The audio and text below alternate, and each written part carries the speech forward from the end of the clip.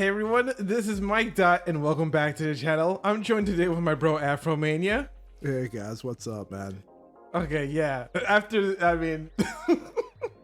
I'm sorry, we just had a little bit of a laughing fit before started. We had to start this recording Yeah, I had a little bit of a brain fart, so we had to. There's a couple of takes just to get through the intro. I think I meant to say we haven't recorded for a while. I think that's where my mind went. Yeah, okay. It went somewhere else. Yeah, okay, that makes more sense now that you actually had that moment of clarity to actually understand why you said, "Hey, I'm back, guys." Yeah, mentally I'm back. Yeah, Okay. but it's been a busy couple of weeks, so yeah, I think that's why we That. Okay. Well, moment. Okay, so anyway, there is man. quite a few things we want to discuss, namely the current situation with Ubisoft, where they're basically up in flames at the moment. We also want to talk about a little bit of TGS and the whole discussion regarding Dragon Quest 3 HD. And we also like to discuss a little bit about a little known game conference called G-Star.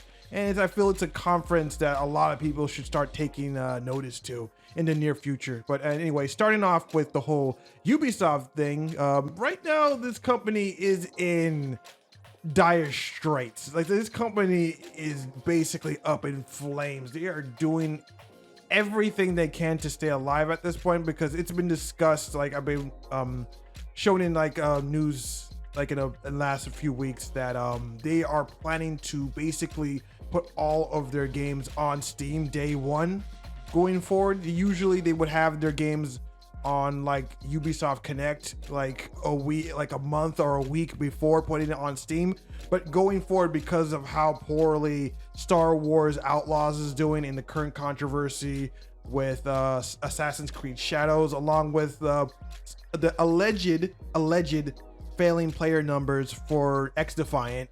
This company is basically in survival mode right now, and they are basically having to do everything they can to stay afloat.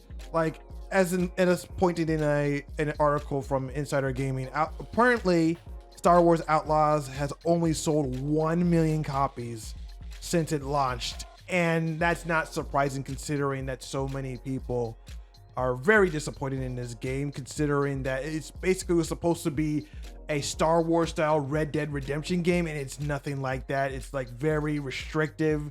It's a very buggy game, a very underwhelming game, and that's all besides the whole issue regarding the character K-Vest being not looking very, very cool, very attractive or whatnot. But yeah, the gameplay is just a very disappointing kind of game, and it's just they basically said that the numbers for this game did not hit as expected, according to Yves Guillemot, the CEO of Ubisoft. And they said that they recently said in a stakeholder meeting, a shareholder meeting. Yeah. Also, like I said before, the game X-Defiant, which is basically supposed to be their answer to the Call of Duty series, apparently that's not hitting so hot as well. I remember playing X-Defiant a few months ago, and I thought it was okay. I'm not really into Call of Duty style shooters, which are very running gun, very low time to kill, really fast paced shooters. It was okay. I can definitely see some people getting into it. It wasn't really my cup of tea, and apparently it's not doing so hot, which is really kind of disappointing considering I do feel that the Call of Duty series should have some competition at this point, and no game has been able to really compete on the same level as Call of Duty. So I was kind of hoping that even though X-Defiant isn't my kind of game, that it would really rise up and challenge Call of Duty's dominance. But apparently it's not doing so well, and that's kind of a little bit disappointing. And of course, there's also the situation regarding Assassin's Creed Shadows and that whole massive dumpster fire, considering how much the game is basically pissing all sorts of people off. It's pissing off Western gamers, it's pissing off Japanese gamers, it's pissing off the Japanese government, it's pissing off shareholders. It's basically pissing off everybody, to the point where the game obviously is now getting delayed into February 14th, which is Valentine's Day, which is also, ironically, it's also Black History Month. So that's a Hail Mary to push it back then. And I really don't think that delaying it a few more months is really going to help, considering They're also going up against Monster Hunter Worlds in February, and I feel that's going to eat into a lot of like competition that month, considering how huge Monster Hunter Worlds is and Monster Hunter Wilds. I get the two mixed up because they both like having a W. But yeah, overall, what do you feel about the current situation after everything I just said? Yeah, it's funny how you just said that. Ironically, that is Assassin's Creed Shadows. What? What's It's in Black ironically? History Month. Yeah, I mean, am I wrong? Black hair, because You have a black hair, yeah. Yeah. It's I agree with everything you just said right now. It's just kind of been a just bad decision after bad decision that's being met under this company right now. There's just a lot of issues right now in terms of how their games have been handling right now, and it's bad that we're not seeing great quality coming back from Ubisoft in terms of a lot of their titles, though. But it's just, again, we've talked about this a lot, especially with the Assassin's Creed Shadow controversy, and whether you or I, whether we believe in between what the content is, between the character design or whatever, at the end of the day, in terms of just the game itself, it just seems like it's a complete blunder of mistakes that once again could have been avoided if better research was done, if better quality control was handled while making these games. And you just kind of wonder the issues of leadership that's happening under Guillemot's watch over the years. It just seems like games right now have taken complete dips. Titles that people will love to see, like the Splinter Cell saga or Rayman, are basically kind of being put on the back burner. Games that usually are on their IPs, some of their stronger IPs are on the back burner. Meanwhile, you have certain games like you said, Assassin's Creed, that's kind of gone through a bit of a renaissance of going more of a urban myth, going more mythology based on their last trilogy of games, which I think fared okay. I think it fared decently okay until now, trying to hop back into more of the history aspect. But yeah, this, like everything you just said right now, it's a disaster right now in terms of that. I mean, if you look at their stock price right now, it's $2 a share. Yeah, that's a dip from 5 years ago, which was around $25 a share. Yep. So you can understand how much a lot of people are upset. On top of that, a lot of the gamer union labor in France right now is about to go on strike in a couple of years because Guillemot is trying to force them back into work right now. So now they got to deal with that in France. So it just seems like everything's getting hit by this company little or later right now. It's just been a mess right now in terms of that company. I completely forgot. It's terrible. I completely forgot the fact that they're going to be a union strike in a couple of weeks now. Couple of weeks. And that's going to slow down, and you have to believe that's going to slow down production again. On top of that, they've already delayed it already, which already has tumbled the price down. So I mean, the delay of the game brought the price back up just a little bit, but I don't think it's gonna do much work. Yeah, it's like you said, like you just like you said, there's going to be heavy competition coming from Monster Hunter right now, which is a big anticipated game. And I think, is there a couple other games other than that, or that's really the big game in February? That's the big right one now for February. Yeah, so right now that's going to have a little bit of competition. Although, I mean, it depends. It might not be the same game, maybe not, but I think in terms of the controversy, in terms of the fact that it's not culturally accurate, depending on what you believe in Yasuke. Even between a lot of the fights between Yasuke, the fact that it is an African American leading the charge in the game, even though there is a Japanese character also side along with it, that's getting hit heavy. The fact that a lot of it is not culturally accurate, and like you said, a lot of the fact that a lot of these people are angry and pissed off. I don't know where does Ubisoft really go into this. So I mean, it's already coming out there through the rumor mill that originally Yasuke wasn't going to be playable. It was going to be like an original Japanese like original character. Yeah. And apparently the reason why they wanted to go with Yasuke, because this game was in development. They had the character already to like planned out. His lore was planned out. His animations were all done. But then 2020 happened, and then the George Floyd situation happened, the riots and whatnot. And that situation rocked the entire industry to the point where everybody started to support stuff like BLM, and they decided to switch gears, and that's why they decided to go with Yasuke. Again, this is only a rumor. This is not like proven, so don't get me on that. But considering when the game was started development, it kind of starts to make sense a little bit, but again, these are just rumors. I don't want to just like claim. Sorry, there's a motorcycles in the background, but yeah, it's just kind of ridiculous that you would switch gears on what you already have for the game just to like, appeal to current day situations. Because listen, I get it. Social issues matter, like, and all that and whatnot. I get it. Wanted to be socially conscious, so you wanted to do this as a gesture. But it's, again, as Afro said to me, like in many times before, when you kind of do something that's current day, you're carbon dating your game.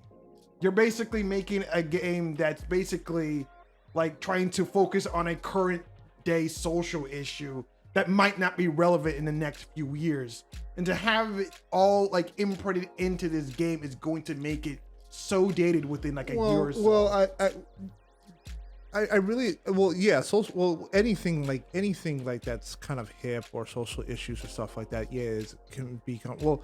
can be carbon dated. And that's true in terms of again, I don't want to sit down and beat a dead horse with the whole Yasuke situation again, because again, he is folklore. He is Japanese folklore in some form of way. So it's not really carbon dated. But again,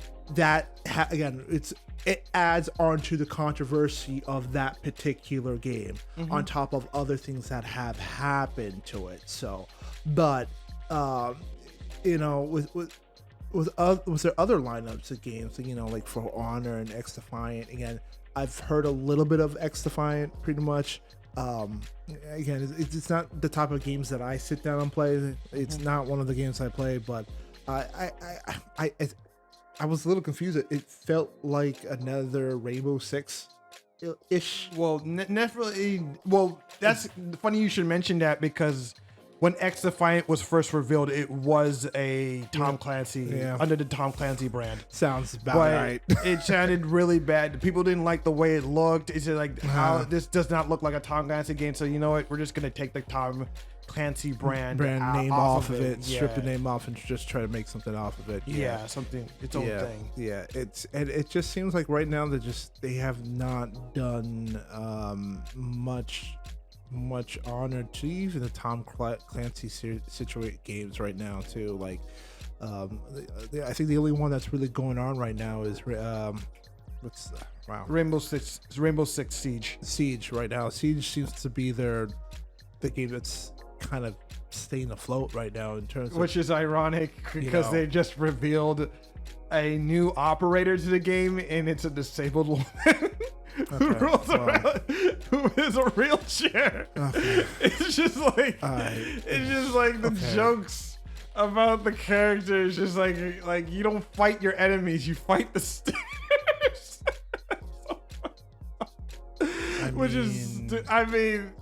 Listen, I get it. Listen, you want to be able to be representative of a lot of stuff, but at some point, like, I feel like sometimes you just need to read the room just a little bit. Just read the room a little bit right now. It's like, maybe put that stuff on.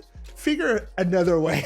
Maybe another game, a design that you could have done stuff like funny. That. It's just like, listen, it's just the thing is, like, you don't even play as a disabled woman in the wheelchair at all. You play as like a robot that she controls from the sidelines, and then it makes you ask you, why do you even have? Why is that even there? Why is the thing? character even there in the first place? It's just kinda ironic. bullshit. It is. And the thing is, it's possible to do cool disabled characters. Yeah. Like Overwatch did it like years ago with Symmetra. She's an amputee. She only has one arm. Next same thing, Junkrat. Junkrat. The guy only has one leg. And it's fun, and it's just really funny considering that like these are things you don't really notice. And heck, even more so, there's a game that me and Afromania have been playing very recently, a game called Zenless Zone Zero that features a disabled character who's a wolf doom named Lycon. He literally has two metal feet that he tells you that. Like, you play the game, right? You play it, you see if you've done his trust quest, he straight up tells you that his feet are completely metal. Like interesting. He has completely metal feet. And not to mention that, he only has one eye, so he's disabled in two ways. But you don't really notice these things because he looks so cool. And that just goes to show you how good game design, how good character design. You can woven it into game design. Even look at Mortal Kombat with Kenshi. You know, he's a blind samurai, which is just, and the fact that it's a cool idea of blind samurai is just an interesting concept too. Yeah, I agree. Yeah, there are smart ways to woven in these. You know, if you want to be able to represent a lot of disabled characters in that form of way, that is. You know, it really comes down to really understanding good, cool character design and stuff like that in situation. Doesn't necessarily. I don't want to say you could serve both masters and do it well. Exactly. But you know, heck, even going further back with shows like X-Men, like Charles Xavier. He's technically in a wheelchair, but it's a floating metallic wheelchair that he controls with his mind. Okay, well, I mean, that's all right. It's cooler than just having someone in a regular old wheelchair. Well, he does move around in a normal wheelchair too. He doesn't always float around. Yeah, true. One, I know. So. And I'm talking. Well, the X-Men. I think we're getting crazy. I think just jumping off the ship. But you know what? Pulling back and getting back to the Ubisoft situation. What? How do you see Ubisoft at least attempting? What do you think Ubisoft needs to do to attempt a bit of a comeback, or to sing, or do you think there's way too many holes in the ship that this thing is going down to the point where there could be a potential where the company could get broken off? I think we also talked about that because there is a very potential if things continue to go the way that they are, if the stock price is hitting the way that they are, there is potential that the stockholders may want this company to be split up and have these assets or be sold to somebody else. I think what the stockholders want to do is they want the company to go private so they can basically get Guillemot and his other and get them out and get the Guillemot family out of there. Exactly. Which I don't think if that's going to happen, Guillemot holds a strong shareholder now. Yeah, he's a strong shareholder with Tencent. Yeah. So that's not going to happen. Well, I think the shareholders are fighting for that, but that probably won't happen, right? They mentioned that there's some kind of law in France to basically force the sale of a company if it's too low, or they can prove that there's been negligence and they're not filling their fiduciary duties. And again, we don't know really how financial law works in France. So anybody that is from France or anybody knows of French law, put that in the comment below. We would totally love to learn about that, or we may have to learn about that when we actually have time. Yeah, but I think there's this company is experiencing death by 1,000 cuts at this point. I generally don't think there is much they could do, at least not in time. They could try to right this ship, but I think it's too late. It's tough too because based on how everything is going right now, they really need Assassin's Creed Shadows to be a hit. To at least build the platform that started off hits again. Yeah, they need to start building trust, and they need to start building it fast. Yeah. and it has to start with Assassin's Creed Shadow right now. And like again, with all of its controversy right now, that's a tall task that you really ask for a game to really hit. Like it with everything that's controversial, you have to hope that the gameplay is good or the story is good and everything else on top of that it's at least solid enough for people to hopefully ward away from the controversy right now. Like you said, Outlaws was disappointing in terms of Star Wars property right now. Like you can't really go bad with Star Wars properties right now. Strangely enough, EA is doing well with their Star Wars game under their belt. Like, I mean, really good. Jedi Survivor. Yeah, Jedi Survivor. Yeah, that did pretty well. I mean, so point for they got a sequel. So like their EA's strangely enough doing well with that. So because that's by Respawn, and Respawn is really good at what they do at the very least. yeah. So. Well, I mean, yeah. Yes. no, Respawn's very good though, but it's also under the EA banner, so unfortunately, I have to give them a bit of a pat on the back. But yeah. But no, it's like you said, a lot is riding on this Assassin's Creed game to at least financially do well. Because you can't really live off the Just Dance money for as long as you can. Did you know that they were making Just Dance games for the Wii until like 2020 or something? I'm not shocked about that. Yeah, that game was just in every old folk home that you could imagine, alongside like freaking Wii Sports. Yeah, no, just when you go listen, if you, I bet you if you go on their financial pros, Just Dance is like the top 2. I think it's. I don't think it's the tippy top, but it is definitely high. up there. It's very high. It's like a $20 game. Like it's not that hard to produce. And of course, it also has its own financial service. It has like Just Dance Live, I think it's called, or something like that. So you can just buy new music and new tunes. Yep. Yeah, that game is. They're surviving off that Just Dance money, man. Yeah. Shoot. Anyway. Okay, so moving on to the next topic, we wanted to discuss a little bit about a conversation that happened during TGS regarding Dragon Quest III HD 2D remaster, or HD 2D remake, or whatever. Yeah, and this is a TGS that actually passed a couple days. Yeah, it happened a while literally ago. a couple days ago. Yeah, it did. But there was an interesting conversation regarding that game and the current situation regarding the gender options and character designs, because a lot of the characters designed from the the late great Akira Toriyama has been altered to be a little bit more conservative. Some of the changes are a little bit less risque, and some of the other changes are very just questionable. Like for one instance, there's like the clerk class in Dragon Quest that has like a holy cross on their chest. Yeah. But that cross has been changed to a pitchfork, which makes very little sense considering that, clerics are supposed to be very religious and fighters against demons, and you replace it with a pitchfork, which is a symbol of the devil. Which is a tool used for the devil, which is even just as confusing. Exactly. Okay. All right. Yeah, it's just like I'm gonna hold my thought on that one. Yeah, and just obviously one of the biggest contention is the female warrior having more clothing, which is again just not a change that a lot of people who are longtime fans of the series, or at least longtime fans of Akira Toriyama's work, are not very happy about that. So interestingly enough, during an interview at Tokyo Game Show, the Shonen Jump chief editor-in-chief Toshi, I can't even pronounce it, Kazuhiro Torimisha. I butchered that completely. But yeah, it's just Kazuhiro, I'll say that at least.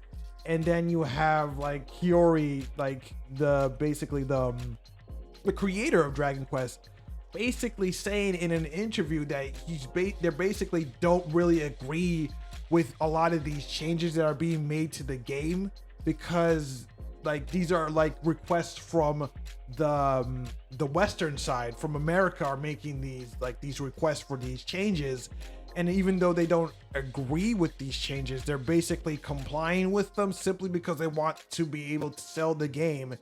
in the American market, which is understandable considering how poor the Japanese yen is doing, which is why so many Japanese companies are trying to appeal to the West at this moment, because the yen is not strong. But compared to the American dollar, it's way stronger than the yen. That explains why a lot of these business decisions are being made. But still, they don't really agree with these changes that are being made, and going as far as to saying that these changes are basically kind of evil in a way, evil in disguised as good. That's their words, not mine. Or at least that's Toshi the name. I keep butchering that name. Toshi Shima. That's what he said, man. And he doesn't like it. So, I mean, with all that being said, you had, like you said, you had something to say. Yeah. Okay. So in terms of a lot of changes for this, again, this is a remake. This is a remake, a more updated remake. In terms of the Pitchfork situation, who signed off on that? Yeah, That's what I'm trying to figure out, because I feel like, again, they still have a say in that change, though. And this is a little change, though, but you kind of think about like they still are designing the game, so they would have known about the whole Pitchfork change of design, which I find kind of weird. It doesn't seem like a Western thing. That's a little weird, right? You know, they would have come to assume that's weird going from across I to. Suppose so. So that seems a little weird in terms of to make that kind of change in terms of the cleric situation. Yeah, I guess they still would have that. They would try to change it to something that still resembles a cleric thing. Yeah, so I mean, they could have done just like part. So let's go with a pitchfork, which is really weird. Which is really weird, but yeah, I guess they still do have a say on that. Like, I guess because the whole point of these changes is not to quote unquote offend anybody. And personally, like a pitchfork on a cleric would kind of offend me. Yeah. Which is even more ironic considering in that same interview they said there's no such thing as having something that won't offend somebody. So let's put a pitchfork. Somebody's gonna get offended over something no matter what you do. That's that in terms of art, yeah, and I understand that. In terms of art, that you're not gonna make everybody happy. In terms of that. You know, I always preach on there, like it's a tough balance too, because I've always sat here and preach about the art, you know, in terms of preserving art and making sure that art is preserved to the best of its ability too right now. Is this now I know when it's in the realm that we're living in remakes, they're not like what's a remake? I always get this confused. There's remakes and then there's remasters. I guess this is not a remaster. This is a remake because it's using HD2D, the original game was on the NES. Okay, so this is really kind of the ground up. So like like the new Final Fantasy VII, that's remake. Yeah. Okay, that's also a remake. Okay, I mean, personally, it's I know the confusing, whole right? Remakes and remasters and like re-releases and reimaginings. I like to consider like Final Fantasy VII Remake actually a reimagining of the original game from 1996. Yeah. I would like to consider that a reimagining rather than a remake, as the title suggests, because it's the same title. It gets confusing. It does get confusing because it's the same game, but the gameplay is obviously very different. It's real time and not turn based. So, and it's obviously new visuals and more in depth and like from the original game. Yeah, and also like an altered story from the original as well. But this is more closer to. It's also called a remake, but it's closer to a remaster because while The visuals are completely updated to an extent. The gameplay is still the same. Yeah. For the most part, the class system is still the same, and for It's the original story, and the original story is intact, right? For the most part, I'm sure there's gonna be some alterations because like modern dayisms, but yeah, you're like you said, it's so confusing. Yeah, that's why I had to sit down and ask, because if we're gonna go based on those changes, then this one's a little weird. Because I can understand the changes that you have to make, like you said. If we're trying to sell copies, then we have to do everything that we can to meet, unfortunately, the demands of where we're trying to sell the game at, and it's really unfortunate. But like I said, at the same time, I'm all about preserving the art that was originally intended. Yeah. So it's a tricky balance. Like I don't know what to say about this, because it's a tricky balance. I could see both ways. Like you said, you have to try to make money. At the same time, I don't like things getting changed for the sake of change, because then it's taking away purpose. But again, like you said, this is technically, like you said, it's a remake of a game. It's better visuals, but the same style of gameplay. It falls in that weird gray area where anybody could be right or everybody could be annoyed why they're making these changes or not. You know what I'm saying? Yeah, like personally speaking, it does seem like the intention is to tell the same story. Yeah, the same original story from all those years, just with a fresh coat of point. In that point, I think that everything that comes with that story should be maintained, including the original art design and whatnot. I agree. Yeah, and I'm leaning towards you on that. I think it'd be nice to have that retention again. But like you said, again, copies need to be sold, and then also that's another company right now. Square Enix is another company struggling right now in terms of trying to turn things around at their end and some things. So, right now they're not in a really great position to kind of combat this or to be opposed against it. Because like you said, they need just as much as every sale they can get, just as a company like right now, Ubisoft right now, that's struggling right now. So it's a little difficult situation. Again, their situation, I don't know. Again, they're, like I said, they're struggling too, but at least I feel like Square Enix has some better, financial games than most others at the moment in that regard. So, yeah, very much so. I mean, again, this is also a topic we could go on for a while. Yeah. But I guess the main takeaway from this is that like these Japanese old heads that, again, the Shonen Jump editor-in-chief and the creator of Dragon Quest himself are just saying that this is very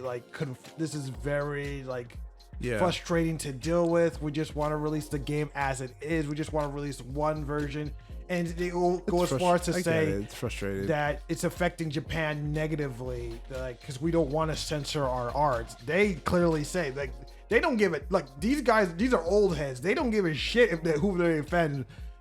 No, you're right. Listen, again, it's a different culture, different time, different culture, and unfortunately, right now, I don't even think it sucks. I don't even think it's just about culture. It's just about honesty of the situation, and that's what I kind of like about old people. Like there are 4 types of people in this world who are always inclined to tell the truth. Yeah, that's there's like children, old people, drunk people, and people who are pissed off. Just like, especially old people that don't give a shit. Exactly. Especially old people that like, I'm almost dead. I don't give a fuck if you hate me. Yeah, they'll just say whatever's on their mind. But yeah, it's an interesting situation on that too. Like I said, it's different generations on top of that, where people, what was acceptable in the eyes of some right now, it's not. Yeah. But it's a weird situation with this game. I can't really find it. It's a weird middle ground. Okay, so the last thing is more of a personal topic that I want to bring up, and that's regarding a little known gaming convention called G-Star. And for those that don't know, G-Star is G-Star. Okay, so G-Star is basically South Korea's Summer Games Fest, or South Korea's Gamescom. It's a very big gaming convention in South Korea where they basically show off their newest gaming stuff, gaming technology, and new gaming releases. And they've been around for quite a few years though.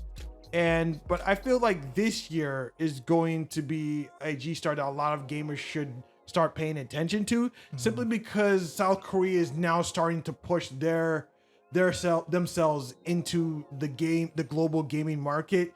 As I discussed in a few videos ago, that South Korea is aiming to focus fostering the console and retail gaming market for the next 5 years. And basically they're willing to hand over grants to anyone who's making like AAA like projects in South Korea. And we've already seen a few of them out there. Like you have games like Lies of P. You also have like Stellar Blade. You have another upcoming game like Crimson Desert, the first Berserker, that Inzoi game, that Sims-like game. And yeah, they are basically doing a lot to try to push into this market and basically take the ground that a lot of Western gamers have, Western game devs have given up.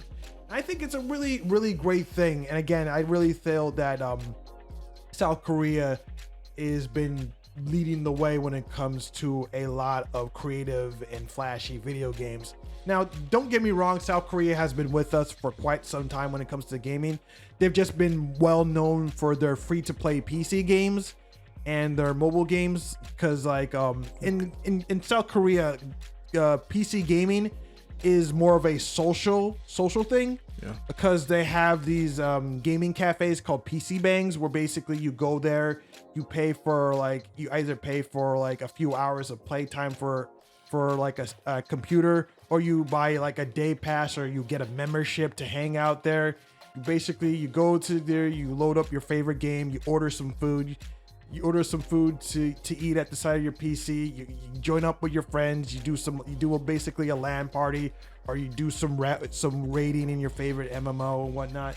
And basically that's how gaming has been in South Korea for the longest time. It's still like that, I'm pretty sure, but now with the emergence of console gaming and whatnot, they want to like expand that market and try to try to push their influence, basically. Do you think there's going to be in terms of South Korea, entering the market, like you said? Do you feel like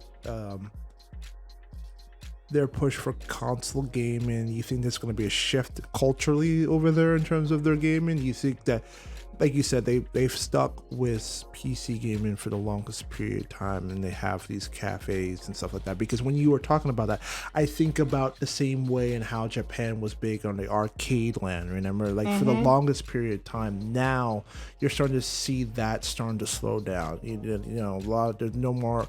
The arcades are slowly starting to shut down in Japan. Well, yeah, Do you true. feel like that?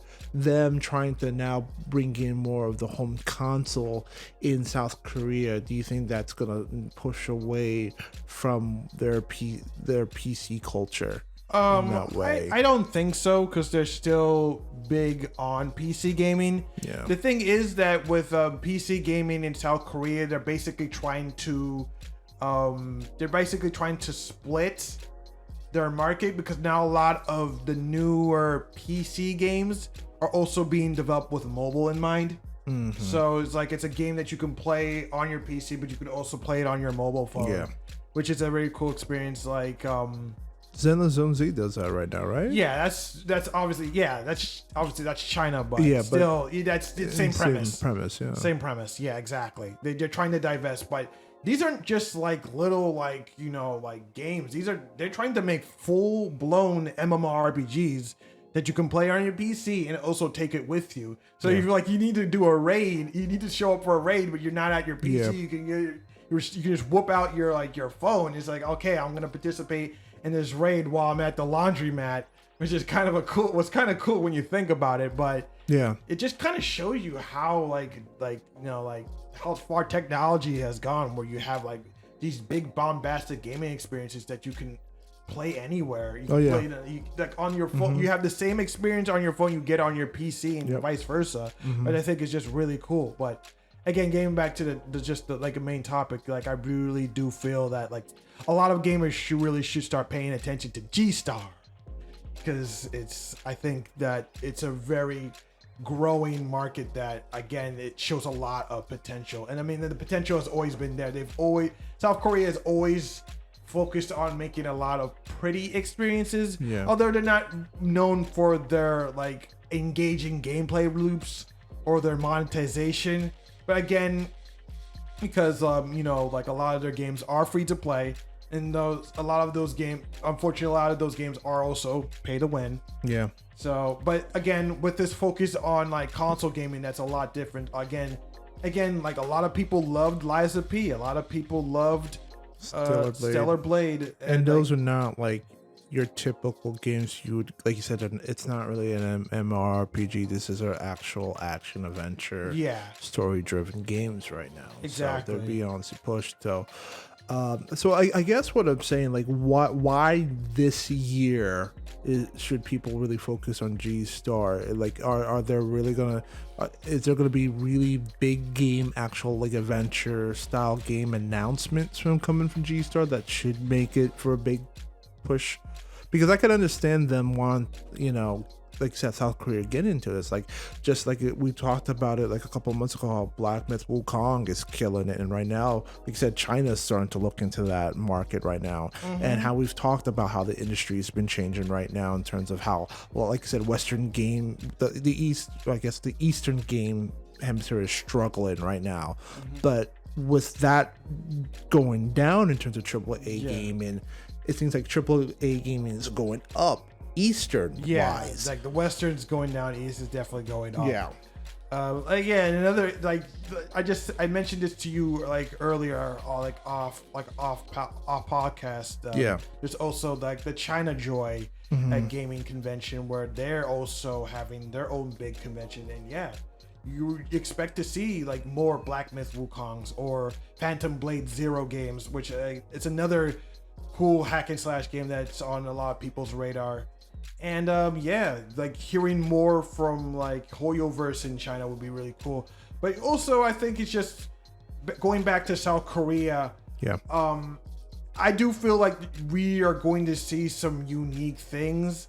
Like, I'm curious to see more of that Project DT game, which is basically a cybernetic Devil May Cry style game, which looks pretty cool. That one company called Hound 13, which are making a game called Dragon Sword, which I believe it's a spiritual successor to a game called Dragon Nest, which is a cool game that I used to play back then. Really flashy, really cool graphics, and it has a very like Breath of the Wild style of gameplay, but it's all multiplayer. And there's also like a lot of more single player games. There was another game from South Korea, I think it was Project N or something, that looked very similar to Detroit Become Human.